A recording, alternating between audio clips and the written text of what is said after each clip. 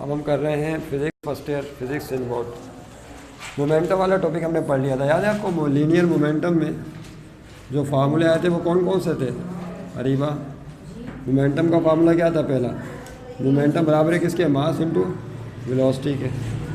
फिर दूसरा फार्मूला क्या बनाया था आपने, याद कीजिए। दूसरा फार्मूला लॉ ऑफ कंजर्वेशन उसका था, फोर्स का। फोर्स बराबर है किसके? Rate of change of momentum के। ये भी बताया था, फोर्स अप्लाई होती है rate of change of momentum. फिर law of conservation of momentum पढ़ा था हमने, उसका फार्मूला बनाया था m1u1 plus 2u2 is equal to m1v1 plus v2। यानी 3 फार्मूले समझ ले से रिलेटेड हमने बनाए थे, मोमेंटम वाले टॉपिक से रिलेटेड, चैप्टर नंबर 3 में। क्वेश्चन नंबर 11, 12 और 13, कितने क्वेश्चन इससे रिलेटेड हैं? 11, 12 एंड 13। ये इस टॉपिक से रिलेटेड न्यूमेरिकल है। Page number 95।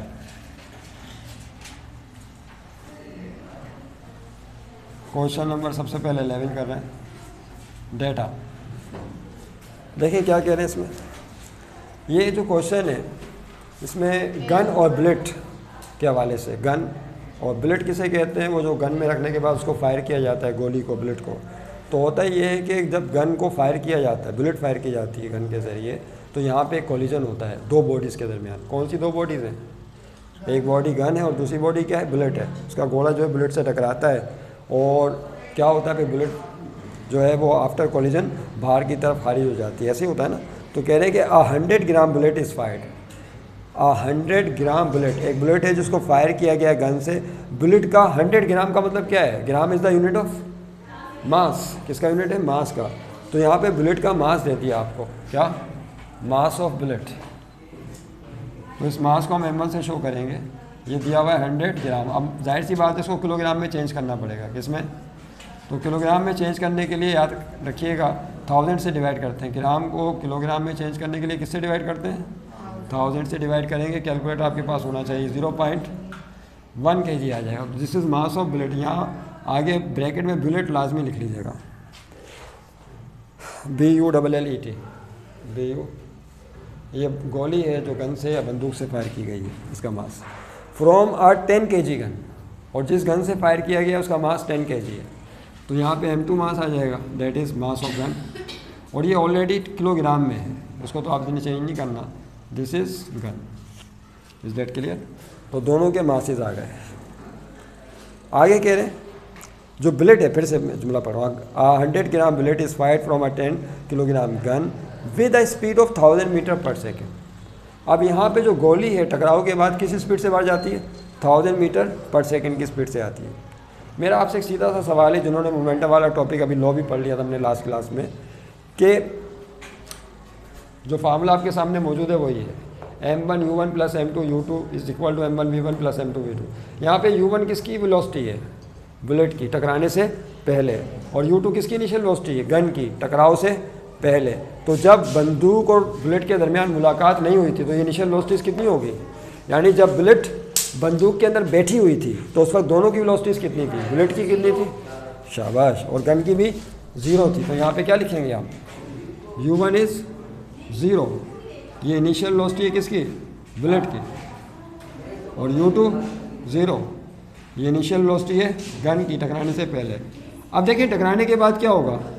एक फाइनल वेलोसिटी बनेगी बुलेट की और एक फाइनल वेलोसिटी बनेगी किसकी? गन की। तो अब यहाँ पे वो सवाल में कह रहे हैं, आप सुन लें क्या, कि जो 100 ग्राम बुलेट है with a speed of 1000 metre पर सेकेंड, वो 1000 मीटर पर सेकेंड की स्पीड से बाहर इमिट आउट हो जाती है, बाहर चली जाती है। तो ये फाइनल वेलोसिटी दे दी बुलेट की, कितनी? 1000 मीटर पर सेकेंड। याद रहे कि टकराने के बाद जो बुलेट है वो इस स्पीड से बाहर आ जाती है। अब देखिए जब बुलेट बाहर आएगी तो गन पर क्या असर पड़ेगा? पता है क्या होगा? आप ज़ाहिर हम लोगों ने को तो गन चलाई नहीं है, लेकिन फिल्मों में देखा ज़रूर है। क्या होता है, जितनी हैवी गन होती है ना उसको चलाना उतना ही मुश्किल होता है। उसकी वजह ये है, बल्कि एनसीसी में नेशनल कैडेट कोर्स हुआ करते थे कभी कॉलेजेस में, तो अब तो नहीं होते वो। उसमें जो है ना वो एक पार्ट होता है गन सिखाने वाला भी। वो गन वगैरह देते हैं और उसको बताते हैं कि ताकि दुश्मन का मुकाबला वक्त आने पर कर सके। तो जो मुल्क के लोग होते हैं ना, यानी कॉलेजेस में पहले ट्रेनिंग कराई जाती थी ताकि जो तलबा हैं वो तालीम के साथ साथ इस हवाले से भी अपने आप को तैयार रखें कि दुश्मन अगर जंग हम पर मुसल्लत कर दे तो उसका मुकाबला कैसे करना है। तो एनसीसी कोर्स कराया जाता है। अब वो गन हाथ में ली हुई उसको फायर करना है, उसका एक बट होता है पीछे, आपने देखा होगा पिछला पार्ट, वो एक गोश्त पर रखा जाता है, तो हड्डियों के बीच में गोश्त पर उसका हिस्सा होता है। अगर आपने यहाँ नहीं रखा, हड्डी पर रख दिया, कहाँ ये जो हड्डी है, तो इतना ज़बरदस्त झटका पीछे की तरफ आता है गन पर कि हड्डी ब्रेक हो सकती है, बोन आपकी। इसलिए उसको सिखाया जाता है कि जो बट उसकी पोजीशन है कैसे रखनी है, क्योंकि यहाँ पे न्यूटन का तीसरा कानून लग रहा है। क्या? जैसे ही बुलेट फायर होती है आगे की तरफ तो एक झटका मिलता है गन को किस तरफ? पीछे की तरफ। तो अब यहाँ पे हुआ क्या है कि बुलेट अगर इस रफ्तार से निकलेगी बाहर तो गन पीछे की तरफ आएगी, उसे कहते हैं रिकॉइल ऑफ गन। क्या कहा जाता है? Recoil of. तो सवाल में पूछा है, बताइए what is the recoil of gun, यानी V2 पूछा है। गन की रफ्तार बताएं क्या होगी पीछे की जाने। तो ये इसकी थीम है इस क्वेश्चन की, न्यूमेरिकल की, इस तरह से होगा। तो देखें यहाँ पे क्या करेंगे हम सोल्यूशन में, बताइए कौन सा फार्मूला लगाएंगे? जाहिर है लॉ ऑफ कंजर्वेशन मोमेंटम वाला लगेगा। है? क्या फार्मूला है बोलिए? हैज़ बीन नोटेड जी। हाँ ये है ना तीसरे नंबर पे, law of conservation momentum M1 U1 plus M2 U2 is equal to, yes क्या होगा बोलिए? M1 V1 plus M2 V2। अब यहाँ कीमतें लगानी है। M1 की जगह जहाँ जहाँ M1 है वहाँ पे 10 आ जाएगा, वहाँ पे वो आएगा 0.1, और जहाँ जहाँ M2 है वहाँ पे 10 आ जाएगा। बाकी डेटा आपके सामने हो। M1 की जगह क्या है? 0.1। Initial velocity U1 0, M2 gun का मास 10, इनिशियल वेलोसिटी इसकी भी 0 है टकराने से पहले, और आफ्टर कोलिजन क्या हो रहा है? मास ऑफ बुलेट तो वही रहेगा 0.1, और फाइनल वेलोसिटी जो है 1000 की रफ्तार से बुलेट बाहर गई, मास ऑफ गन 10 रहेगा, और इसकी जो वेलोसिटी है V2, ये आपको मालूम करनी है। V2 रिकॉइल ऑफ गन कहते हैं इसे। क्या कहा जाता है? इसको अगर पूरा लिखना चाहें इसे कहते हैं रिकॉइल ऑफ गन। गन पीछे की तरफ किस रफ्तार से आएगी? 0.1 को 0 से मल्टीप्लाई करेंगे क्या होगा?